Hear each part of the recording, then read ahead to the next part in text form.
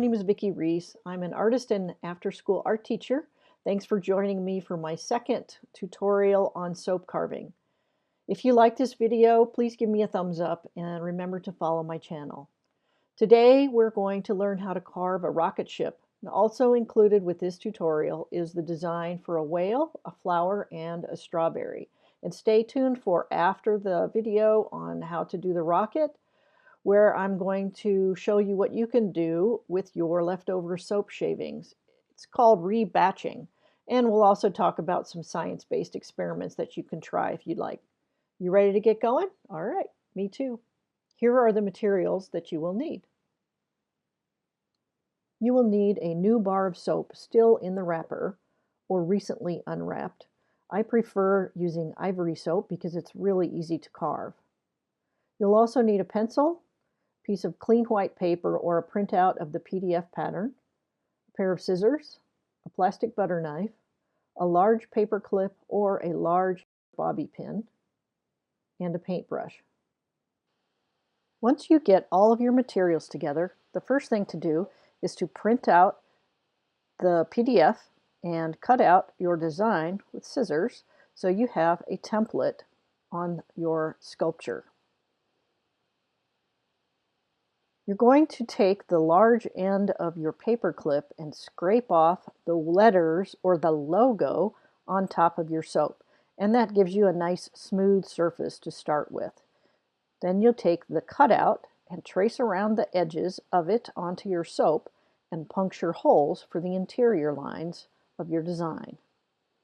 If you watched my previous video, you know that I discourage artists from cutting off large chunks of soap using that butter knife. And the reason is because you could have an undesirable break in your soap that you didn't anticipate. So the key is to work gradually and take your time. Most of the work that you do will be achieved using the paper clip and the hairpin, the detail work, if you will. Sometimes it's okay also to use your pencil for some really fine lines, like I did just there. One of the really important things that I haven't mentioned up to this point when you're soap carving is that you should always avoid touching your face when you're soap carving so you don't get soap into your eyes. Well, that's about it for right now. Stay tuned for after this video, and we'll talk about what you can do with your soap shavings.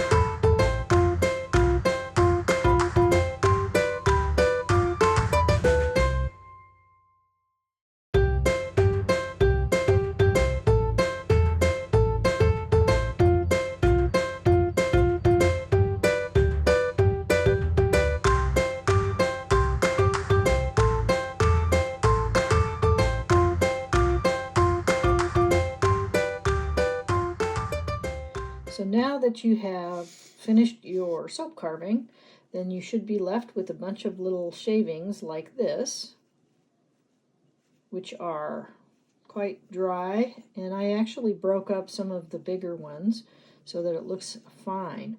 But what do you do with these once you're done? Well, you have a couple of options.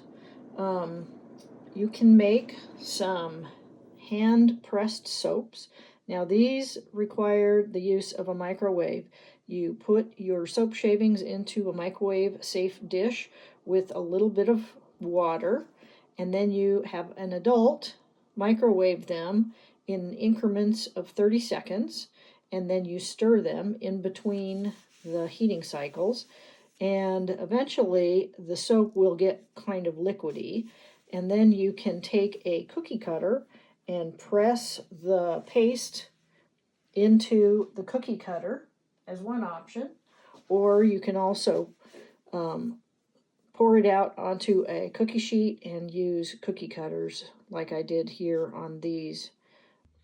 And then the other thing that you can do is put your soap shavings into a plastic airtight container and add a little bit of liquid to it until it gets a little bit re-moistened. Now these are kind of like a paste. You can see I can squish them with my fingers pretty easily. And what you can do is, after it gets to that stage, and there's no heat involved in this whatsoever, but you do have to wait like overnight, then you can take the paste and add either food coloring or maybe some soap colorant and some essential oils if you want them to smell nice, and you can make some soap balls, which are kind of fun. Now on these, I used a little bit of purple food coloring, just a little bit, so that it doesn't stain your hands. And I also used some lavender essential oils, which the smell of the ivory is pretty strong, so I probably could have used a little bit more, but those are nice. And then you just have to let them dry on wax paper for a few days until they get firm. And then you're ready to either gift them to somebody or you can use them in your own bathroom. And what I'd like to do is show you how to make those. So essentially, after you let your soap shavings sit in an airtight container with a little bit of water, it becomes soft. And it's kind of like a firm, like Play-Doh. And you can take it in your hands and create, depending on what size of soap ball you want, you just roll it in your fingers like this. Just like Play-Doh or clay.